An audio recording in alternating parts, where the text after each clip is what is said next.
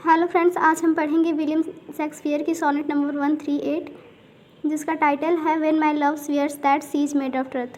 Let's start. When my love swears that she is made of truth, जब मेरी beloved मुझसे कहती है कि she is made of truth, वो सच बोल रही है। आई डू बिलीव हर, मैं उसका विश्वास कर लेता हूँ। दो आई नो सी इज लाई, मैं जानता हूँ कि वो झूठ बोल रही है।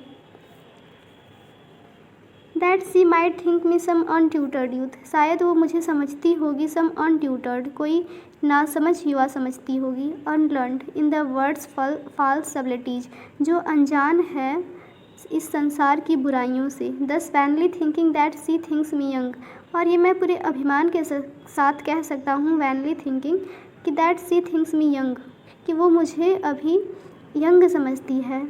Although she knows my days are past the best, जबकि वो ये जानती है कि my days are past the best, मेरे जो अच्छे दिन हैं वो बीत चुके हैं।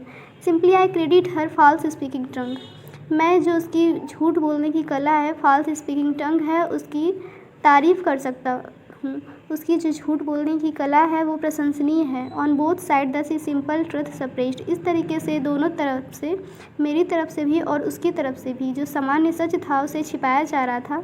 But where four say she not C is unjust, लेकिन where four say she not, किस कारण से वो ये नहीं कह देती कि सी इज अनजस्ट, वो झूठ बोल रही है। And wherefore say she not that I am old, और मैं किस कारण से ये नहीं कहता say she not I that I am old, मैं बूढ़ा हो चुका हूँ। Oh love's best habit is in seeming trust, love की बेस्ट हैबिट है कि सीमिंग ट्रस्ट, एक दूसरे पे भरोसा दिखाया जाए।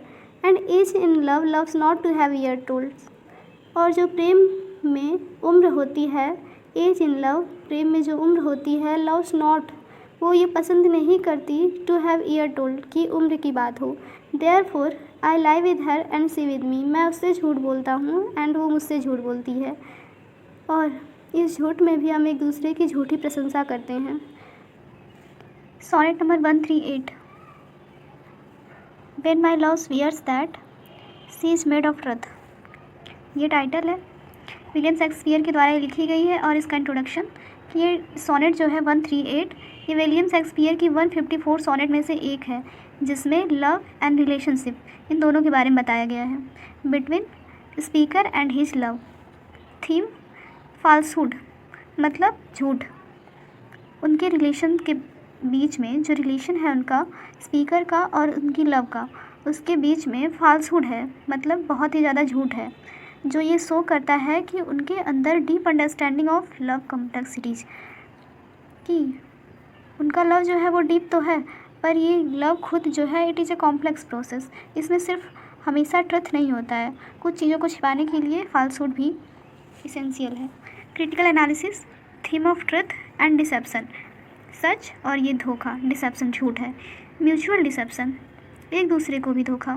डिसेप्शन यहाँ पे writer when he says why not I say that I am old, यहाँ पे डिसेप्शन है, but mutual deception when she say that कि सी इज टेलिंग ट्रुथ, ये म्यूचुअल डिसेप्शन का एग्जाम्पल है। एंड आयरनी, आयरनी मतलब यहाँ व्यंग भी है, उसका एग्जाम्पल होगा आई डू बिलीव हर, मैं उसका विश्वास कर लेता हूँ। Psychological depth of the relationship, relationship में बहुत ही ज़्यादा डेप्थ है, गहराई है, क्योंकि वो एक दूसरे से सच नहीं कहते हैं, क्योंकि बहुत ही सच बीटर होता है। Language and structure, traditional Shakespearean sonnet का यूज किया गया है, जो 14 लाइन का होता है एंड जिसकी राइमिंग स्कीम है A B C D E F G ji.